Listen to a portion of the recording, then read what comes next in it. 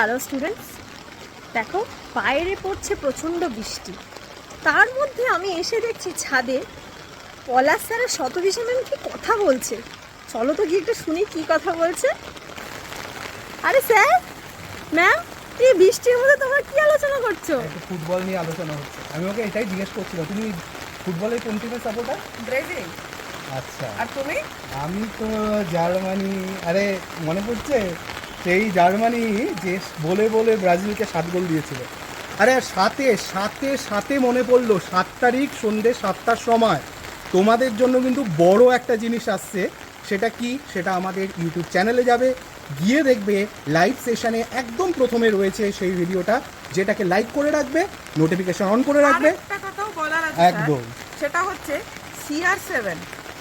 আহ, CR7 কিন্তু সবারই favourite. সবারই ফেভারিট। সেটা এখানে যে যে মানে ব্রাজিল, একদম জার্মানি হোক, ব্রাজিল হোক, আর্জেন্টিনা হোক, CR7 CR7 কিন্তু সবার। তাহলে 7 রুল 7 জুলাই একদম 7 7 জুলাইয়ে কিন্তু তোমাদের 7টার সময়